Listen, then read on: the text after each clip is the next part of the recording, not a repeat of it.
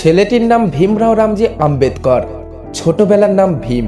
মহাভারতের ভীমকে আমরা ভীষণ শক্তিশালী হিসাবে চিনি, যিনি এক রাজ পরিবারে জন্মগ্রহণ করেছিলেন। আজ আমরা যে ভীমের কথা বলবো, তিনি জন্মেছিলেন অস্পৃশ্য মাহার সম্প্রদায়।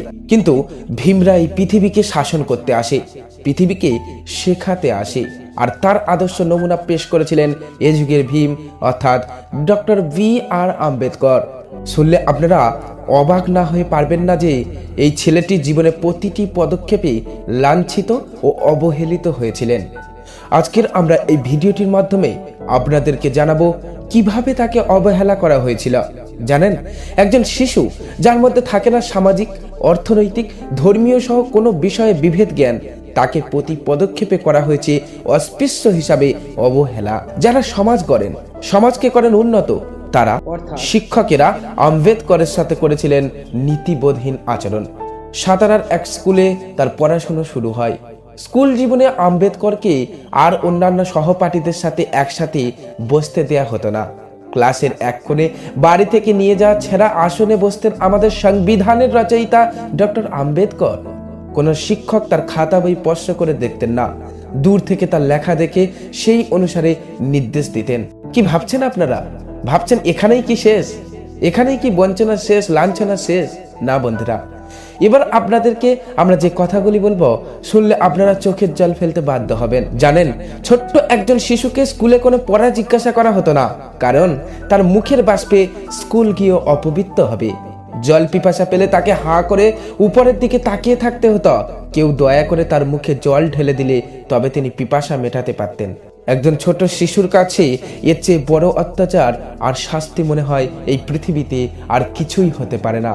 তবে তার স্কুলের একজন শিক্ষক আম্বেদকরকে খুব স্নেহ করতেন, যিনি আম্বেদকরকে তার খাবারের কিছু অংশ খেতেও দিতেন। আম্বেদকর তার জীবনের পরবর্তী সময়ে বহুবার ওই শিক্ষক মহাশয়কে শ্রদ্ধার সঙ্গে স্মরণ করেছিলেন। পরবর্তীকালে আম্বেদকরের পিতা সুবেদার রামজি আম্বেদকরকে বোম্বাইয়ের বিখ্যাত এলফিনস্টোন হাই স্কুলে ভর্তি করে দিলে আম্বেদকর অন্তত মনোযোগ সহকারে পড়াশোনা করতেন।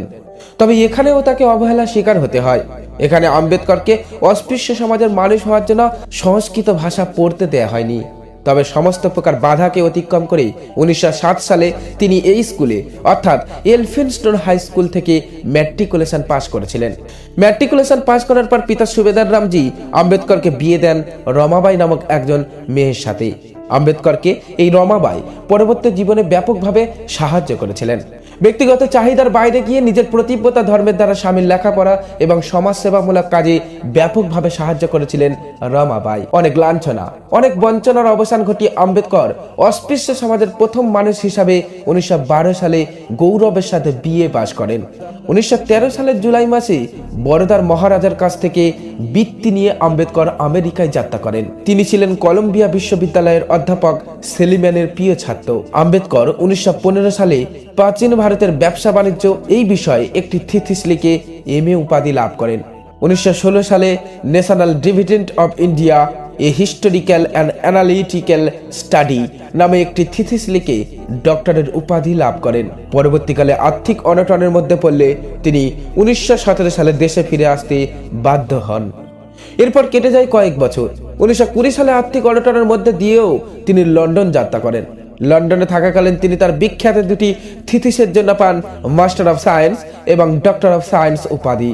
ডক্টর আম্বেদকর এবং তার বন্ধু এসকে বলেই বোম্বাই আইনসভায় একটি বিল পাশ করান, যার দ্বারা সর্বসাধারণ জলাশয়, পুকুরে, ধর্মশালায়, বিদ্যালয়ে, সরকারি হাসপাতাল, কোর্ট ও অফিসে সবার সাথে প্রবেশের সমান অধিকার পাবে। পরবর্তীকালে ডক্টর বি.আর. আম্বেদকর সমাজের সবার সমান অধিকার প্রতিষ্ঠার জন্য বহুভাবে চেষ্টা করেন। ডক্টর আম্বেদকরের জীবনের মূল মন্ত্র ছিল শিক্ষিত হও, সংগঠিত হও এবং আন্দোলন করো। শিক্ষাই ছিল আম্বেদকরের জীবনের মূল মন্ত্র। Doctor B.R.. আম্বেদকর স্বাধীনতার পর স্বাধীন ভারতের প্রথম আইনমন্ত্রী হয়েছিলেন।